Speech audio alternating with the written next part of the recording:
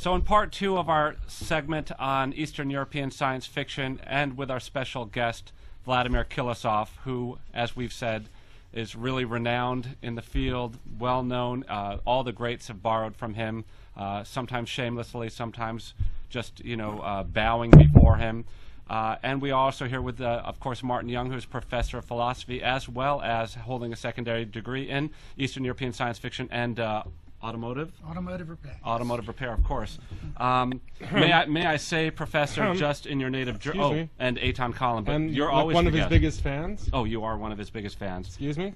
Right. Okay. Well, if I'm bringing you in, of course, Soundman Tim, thank you, who has waxed philosophic for hours on end about Vladimir's works. May I say in your native German, Vladimir? It's not. Don't say that in Bremen. Okay, I promise not to. For the second book of yours, Sputnik and Apollo, Partners in Fraud. Of course, that was a worldwide phenomenon. Caused a tremendous amount of controversy, skyrocketed you into the New York Times bestseller list. I believe it called the Small War in Central America. It may have just caused the small war. There is open debate about that.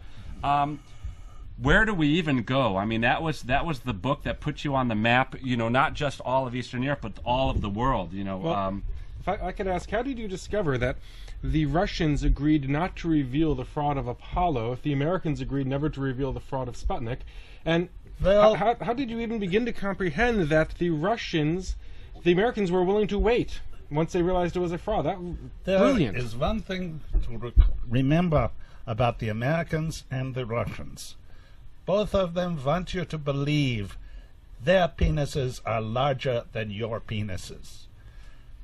This is why the whole space program. What is more phallic than a rocket ship going up there with vast amounts of force? The country that can do a thing like that is really, But tremendous amount of thrust. There's an important thing to remember. Those are thrusting nations. What goes up must come down. The residents of London can tell you about that one.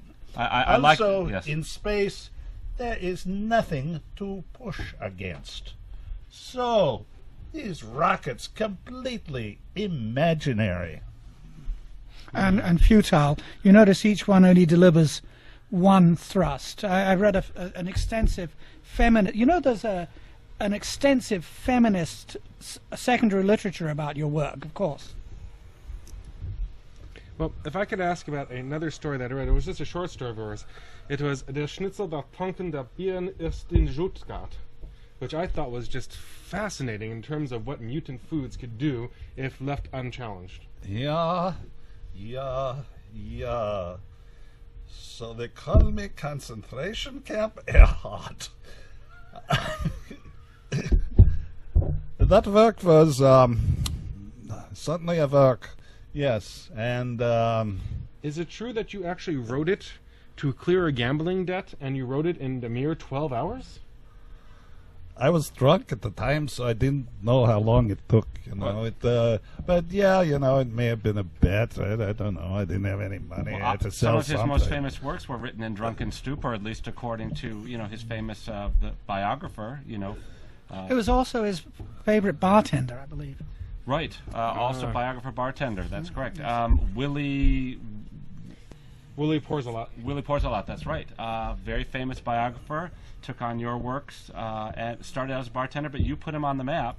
That's what was written. I remember reading that section about, and Eitan and I would get drunk for hours on end as we wrote our books, trying to emulate your pattern of writing quickly. But something that many people have actually commented on in the writing. We have been thrown out of a number of conventions as a result of that, but in honor of you.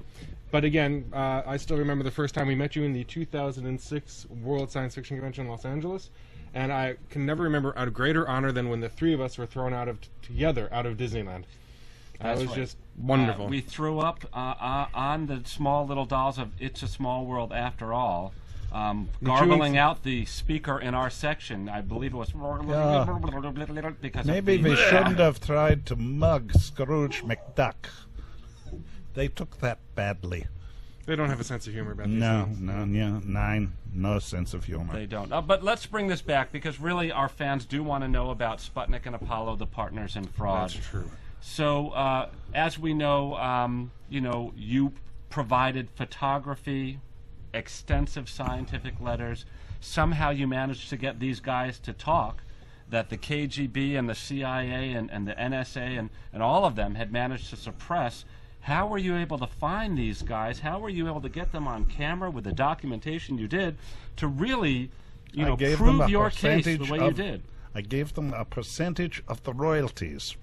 So obviously they are, because we know you have your own Dacha and a fleet of classic 1972 Datsun B210s, I believe, for some reason. In that was mint your thing. condition. So obviously they made a lot of money. That certainly made a tremendous amount of money. Yeah. And think of all the money that people said was spent on World War II, on the Cold War, and the space program. Well, it went somewhere. And, as long as most people keep paying their taxes, who cares if a little goes in my direction? Now, I know that Michael Moore has been very vocal about your having rejected him for doing the film documentary of the Sputnik and Apollo partners in fraud. Where did that confrontation? I mean, most people would be honored to have him do their documentary. Why the abject rejection? In fact, one of the second most famous YouTube clips is you throwing him out of your Dacia in Stuttgart, if I remember correctly. In fact, if I remember correctly, one of his microphones and mini cameras hit him on the head from 50 yards away, which I must say, sir, is an incredibly good shot. A very good arm, yeah. Yeah, that was a good one. Roten und Toten und Raisen the Roof.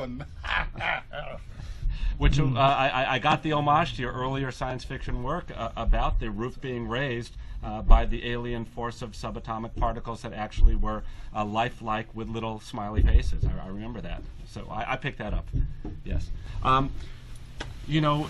What I really want to understand, Martin, from having done this and having talked to Vladimir is, what do you take from having from this man not being afraid of anything, really putting the governments of Russia and America on notice? I'm not afraid of you. I'm going to do whatever it takes, and put this work out. I think it's just too big for them to take on. I think that if they mention anything, if they send a threatening letter or raise an eyebrow in his direction, the public response will be tremendous, and the governments will fall on both sides of the Atlantic.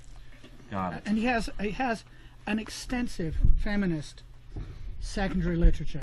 The huge rockets that thrust once and fall to the ground is a tremendous metaphor for male impotence all over the world. Absolutely, and it's amazing that he started with the Phil Donahue and then got picked up by the Oprah fans. The women love this man. Well, what's not to love? I mean, it's just look at the guy.